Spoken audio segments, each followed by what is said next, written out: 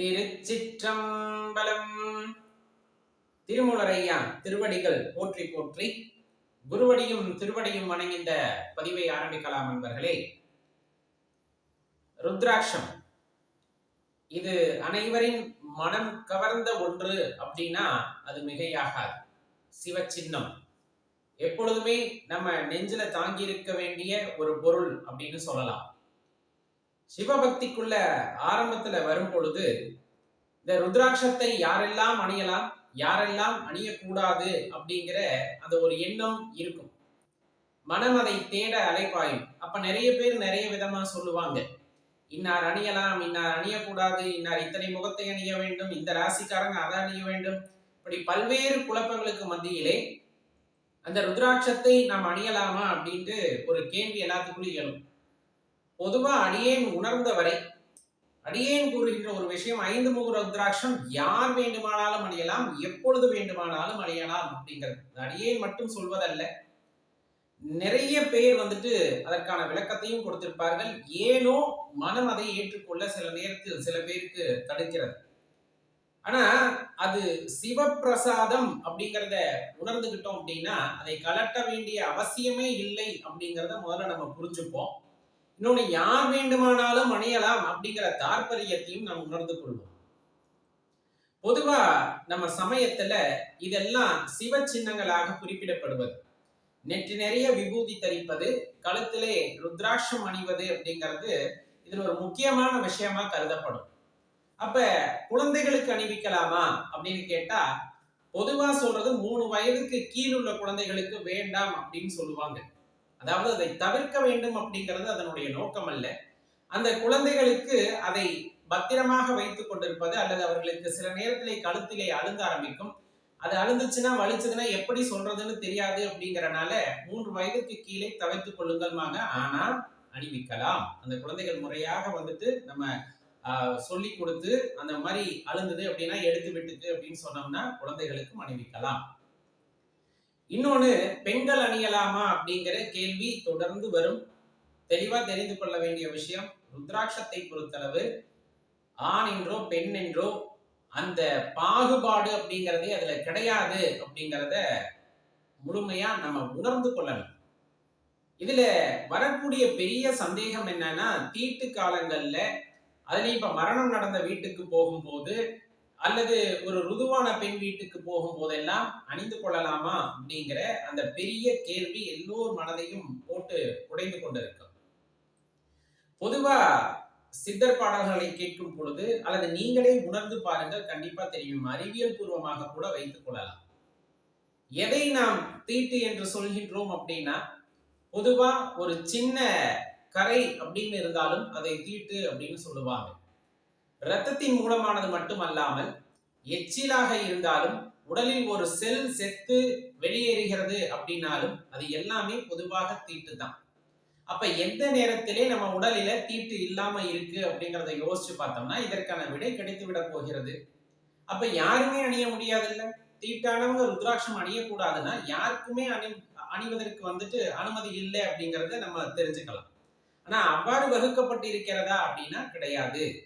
இது இடையில நிறைய பேர் அதை ரொம்ப மிகைப்படுத்தி இன்னாதான் அணிய வேண்டும் அப்படிங்கிற அளவுக்கு கொண்டு போவதன் மூலமாக சிவத்திடம் இருந்து நம்மை தனித்து வைப்பதற்கு முயற்சி செய்திருக்கிறார்கள் அப்படிங்கிறத தான் நம்ம உணர்ந்துக்கணும். எந்த ஒரு ஐயமும் இல்லாமல், எந்தவித சந்தேகமும் இல்லாமல், அப்பனை மட்டுமே அவர் மட்டுமே எனக்கு அப்படின்னு நினைக்கிறவங்க, அவரை மிகவும் உயர்வாக எண்ணுகின்ற அடியார் பெருமக்கள் எந்த ஒரு தயக்கமும் இன்றி அந்த ருத்ராட்சத்தை கழுத்திலே அணிந்து கொள்ளலாம். இன்னும் சொல்ல போனா அடியார் பெருமக்களிடம் தீட்சை வாங்கி அதை கழுத்திலே அணிந்து கொள்வது அப்படிங்கிறது மிக உசித்தமான ஒன்று. ஒரே விஷயத்தை மட்டும் மனதில் தெரிஞ்சுக்கணும், தீட்டு இல்லாத உடம்பு கிடையவே கிடையாது. அந்த உடலில் இருந்து சிவம் பிரிந்து விட்ட பின்னர் அந்த உடலை சவம் என்று கூறுகிறோம். அந்த இடத்துல அணிந்து கொண்டு போகலாமானா, சிவமே வடிவாய் அனைவரும் இருக்கையிலே நாம் அந்த தீட்டு திடங்குகளை பற்றி அலசி ஆராய வேண்டிய அவசியம் இல்லை. அவன் இல்லா இடம் எதுவும் இல்லை அப்படின்னு உணர்ந்த பிறகுதான் இதை எங்கு வேண்டுமானாலும் அணியலாம் அப்படிங்கிற தாற்பயம் புரியும். இன்னும் சொல்ல போனா, அப்படியே நம்ம மனது உறுத்தலாக இருந்தால் கூட இருக்கக்கூடாது. ஏன்னா ஓரளவுக்கு அனைத்தையும் புரிந்து கொள்ளும் பொழுது இறைவன் சர்வவியாபி, அவர் எங்கும் நிறைந்திருக்கும் பரம்பொருள் அப்படின்னு தெரிந்த பிறகு அந்த ஐயம் வரக்கூடாது. ஒருவேளை தடுமாற்றம் வருது அப்படின்னா கூட பக்கத்துல தண்ணீர் இருந்ததுன்னா தண்ணீர்ல குளிச்சுக்குங்க, சரியா போயிடும்.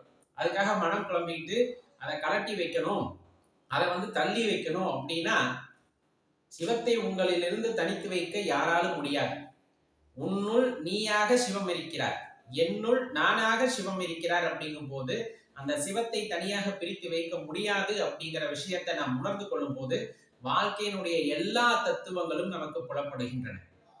உண்மையா சொல்ல போனா நீங்க ருத்ராட்சம் அணிய வேண்டும் அப்படின்னு நினைச்சா போதும் உங்களுக்கான வழி இறைவன் காட்டுவார். அடியனுடைய வாழ்க்கையிலும் நிறைய விஷயங்கள் இது போல நடந்திருக்கின்றன. சிறு வயதிலே ருத்ராட்சம் அணிய வேண்டும் அப்படிங்கிற ஆவா இருந்தது. எல்லாத்துக்கும் மாதிரி வீட்டில் இருக்கவங்க எல்லாம் சிவபக்தியில இருந்தவங்க கிடையாது. அடியனுடைய குடும்பத்துல அடியேனுக்கு அந்த சிவபக்தி ஏற்பட்ட போது ஆலயங்கள் தோறும் போகும்போது எல்லாருமே இந்த ருத்ராட்சம் மணி அணிந்திருப்பார்கள். நாமும் அணிந்து கொள்ள வேண்டுமே என்று ஒரு ஆசை ஏற்பட்டது. அப்ப என்ன பண்ணலாம் அப்படின்னா, நிறைய அடியார் மக்கள் அணிந்திருப்பார்கள், கோவிலில் அர்ச்சகர்கள் அணிந்திருப்பார்கள். அவர்களிடம் கேட்டால் அதை அணிந்தா நீ ரொம்ப சுத்தபத்தமா இருக்கணும், அங்க போகக்கூடாது, இங்க போகக்கூடாது, இதை சாப்பிடக்கூடாது, அதை சாப்பிடக்கூடாது, பல விஷயத்த சொன்னது பார்த்து அடியேனுக்குமே அந்த பயம் வந்தது.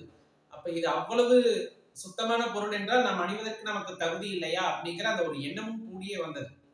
அடியேன் தவிர்த்து வந்துள்ளேன். ஆனா ஒரு குறிப்பிட்ட காலகட்டத்துல அதன் மீது ஒரு ஏக்கம் ஏற்பட்டதன் காரணமாக நாம் அணிந்தே ஆக வேண்டும் அப்படின்னு நினைத்ததன் பொருளாக ஒரு ஆலயத்திற்கு செல்லும் போது ஒரு வயதான தாத்தா இதை அணிகிறாயா அப்படின்னா அவரே அடியேனை கேட்ட பொழுது அடியேன் நெஞ்சமுருகி போனேன். அது இறைவன் தந்த பிரசாதம். அவர் தீட்சை கொடுத்தார் போல நீ இதை அணிந்து கொள் அப்படின்னு முதலில் கொடுத்தார். ஆனாலும் மனதிலே குழப்பம், நிறைய விஷயங்கள், பள்ளி பருவம், அதை தாண்டுகையில வீட்டுல எல்லாத்துக்கும் ஒரு பயம் இன்றளவும் இருக்கும். ருத்ராட்சம் அணிந்தால் சாமியாரா போயிடுவாங்க, அங்க போயிடுவாங்க, இங்க போயிடுவாங்கன்னு வீட்டில் நிர்பந்தம் காரணமாக அதை கலட்டி வைக்க வேண்டிய சூழ்நிலையும் ஏற்பட்டது. அது ஒரு 7ஆம் வகுப்பு 8ஆம் வகுப்பு போல. அதன் பிறகு கொஞ்சம் வளர்ந்த பிறகு அடியேனாக வாங்கி ஆலயத்திலே வைத்து கழுத்தில் அணிந்து கொண்டதும் உண்டு. ஒரு குறிப்பிட்ட காலகட்டத்திலே கோயம்புத்தூரிலிருந்து ஒருவர் அனைவருக்குமே ருத்ராட்சம் கொடுக்கக்கூடிய ஒரு நல்ல உள்ளம், அப்படி கொடுக்கிறார்கள் என்று தெரிந்து அவர்களுக்கு நம்ம அலைபேசியிலிருந்து ஒரே ஒரு குறுந்தகவல் அனுப்பப்பட்டதன் காரணமாக அவர் அனுப்பி வைத்தார். இது போல நிறைய அடியார் பெருமக்கள் அந்த ருத்ராட்சம் அனைவரும் அணிந்து கொள்ள வேண்டும் என்ற காரணத்தின் பொருட்டு அனைவருக்குமே கொடுத்து வருகிறார்கள். அதையெல்லாம் பிரசாதம். ஒரு கொடுக்கும் போது வேண்டாம் என்று சொல்லாதீர்கள், அதெல்லாம் அருமருந்து, வாங்கி அணிந்து கொள்ளலாம். அதே போல்தான் அடியேனுக்கு இந்த ருத்ராட்சம் எல்லாம் சேர்ந்தது. அடியேன் அணிந்திருக்கக்கூடிய ருத்ராட்சம் அனைத்துமே அடியார் பெருமக்களால் வழங்கப்பட்டது. அப்ப நாம் வேண்டும் என்று நினைத்தால் இறைவன் உங்களுக்கு கொடுத்து விடுவார். இதை நீங்கள் அணிய தகுதி உடையவர்கள் தான் அப்படிங்கிறத முதலில் நீங்கள் நம்ப வேண்டும். ஒருவேளை பல பேருக்கு குழப்பம் இருக்கும், உணவு கட்டுப்பாடெல்லாம் சொல்கிறார்களே அடியேன் அணியலாமா அப்படின்னு. அடியேன் விண்ணப்பிப்பது ஒன்றுதான், எந்த கட்டுப்பாடும் நீங்கள் உங்களுக்கு விதித்துக் கொள்வதுதான். இதை வாங்கி முதலில் அணிந்து கொள்ளுங்கள், அதன் பிறகு இறைவன் உங்களுக்கு வழிகாட்டுவார். நீங்கள் என்ன செய்ய வேண்டும், என்ன செய்யக்கூடாது என்பதை அவர் சொல்வார். உங்கள் மனதிலிருந்து அதை கேட்டு அவ்வாறே நடந்து கொள்ளுங்கள். நிறைய பேர் ருத்ராட்சம் அணிந்ததற்கு அப்புறம் பொதுவாக அந்த அசைவ உணவுகளை தவிர்த்து வேண்டாம் என்று விட்டிருக்கிறார்கள். அப்ப அதை சாப்பிடும் போது அணியலாமா வேண்டாமா, நிறைய பேர் கூடாதுமாங்க. நீங்க அணிந்து கொள்ளுங்கள், உங்களுக்கு எது சரியோ அதை இறைவன் காட்டுவார். நமக்கு வேண்டாம் என்று தோன்றினால் விட்டு விடுங்கள். அப்ப எல்லாத்தையும் இறைவன் வழிகாட்டுகின்ற போது நாம் அவ்வாறே செல்ல வேண்டும் அப்படிங்கிற விஷயத்தை மனதில் நிறுத்தி கொண்டீர்கள் என்றால் இறைவன் வழிகாட்டுதல் உங்களுக்கு சரியானதாகவே இருக்கும் அப்படிங்கிறத தெரிஞ்சுக்கணும். அப்புறம் சில பேர் இந்த ராசிக்கு இந்த முகம், இந்த நட்சத்திரத்துக்கு இந்த முகம், அப்படி இப்படின்னு நிறைய குழப்புவாங்க. இல்ல வணிக ரீதியாகிட்டனால அதை எல்லாம் வைத்து காசு பார்த்து விட வேண்டும் என்பதற்காக நிறைய உலகத்திலே நடக்கிறது. அடியேன் விண்ணப்பிப்பது ஒன்றுதான், 5 முகத்திற்கு எந்த தோஷமும் கிடையாது, ஒன்றும் கிடையாது. எங்கு கிடைத்தாலும் 5 முகத்தை வாங்கி கழுத்திலே அணிந்து கொள்ளலாம். ஒன்று நீங்களாக அணிந்து கொள்ளுங்கள், இல்லைன்னா அடியார் பெருமக்கள் கையிலே கொடுத்து கழுத்திலே கட்டிவிட சொல்லலாம், இல்லைன்னா உங்க பெற்றவங்க கையில கொடுத்து அணிவித்து விட சொல்லலாம். அப்படி எல்லாம் நீங்க எங்கேயும் போயிட மாட்டீங்க. எங்க போக மாட்டீங்க அப்படின்னா, சில பேர் சொல்வது சன்னியாசம் வாங்கின மாதிரி போயிடுவாங்க, காட்டுக்கு போயிடுவாங்க. அப்படியெல்லாம் இறைவன் உங்களை அனுப்ப மாட்டார். இருந்த இடத்திலே வாழ்க்கை வாழ்ந்து நமது கர்மாவை சிறப்பாக செயல்படுத்தக்கூடிய ஆற்றலை சிவபெருமான் உங்களுக்கு கொடுப்பார் அப்படிங்கிறத நீங்க முதலில் நம்ப வேண்டும். உலகத்தை மாற்றக்கூடிய ஆற்றல் இல்லை என்றாலும் உங்களை மாற்றக்கூடிய ஆற்றல், உங்களை சுற்றி இருப்பவர்களை மாற்றக்கூடிய ஆற்றலை இறைவன் உங்களுக்கு தந்திருப்பார். கண்டிப்பாக நீங்கள் செய்கின்ற அந்த சிவபக்தியின் மேன்மையை கண்டு உங்களை பின்தொடர்ந்து நிறைய பேர் சிவபக்திக்குள்ள வர்றாங்க அப்படின்னா அது இறைவன் உங்களை ஒரு பாத்திரமாக பயன்படுத்தி கொண்டார் என்பதை நீங்கள் அந்த இடத்திலே உணர்ந்து கொள்ளுதல் வேண்டும். அவ்வளவு மகிமை வாய்ந்தது இந்த ருத்ராட்சம். எவ்வளவோ ஏளனங்களுக்கு அப்பாற்பட்டும் அந்த ருத்ராட்சம் நமது கழுத்திலே இருக்கிறது என்றால் இறைவன் கொடுத்த வரம் என்பதை உணர்ந்து கொள்ளுங்கள். நம்ம சமயம் சார்ந்தவர்களே கழுத்துல என்ன கொட்டையோட அலையறன்னு கேட்பதெல்லாம் உண்டு. அதை தாண்டி மாற்று சமூகத்தினரும் மாற்று சமயத்தினரும் அதை கேட்பது உண்டு. இதெல்லாம் இழிச்சொல்லாக எண்ண வேண்டிய அவசியம் இல்லை. அந்த நெற்றியில திருநீர் பட்ட கழுத்துல ருத்ராட்ச கொட்டைன்னு சொல்லும் போதே அவங்களுக்கு அந்த புண்ணியம் வந்து சேர்கிறது அப்படிங்கிறத தெளிவா தெரிஞ்சுக்குங்க. அதனால நம்ம கழுத்துல எரிகின்ற இந்த ருத்ராட்சம் அப்படிங்கிறது சிவப்பிரசாதம்.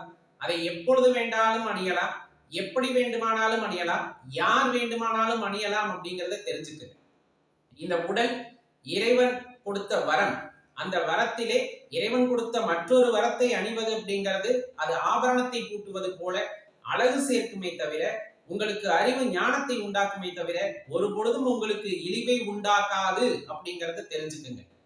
இந்த உடல் சிவம் நீங்கி சவமாகி நம்ம கடைசி அந்த காலம் வரையிலும் இது நம் கழுத்திலே தொடர்ந்து இருக்கலாம் அப்படிங்கிறதையும் மனசில் தெளிவா வச்சுக்கோங்க. சிவாய நம.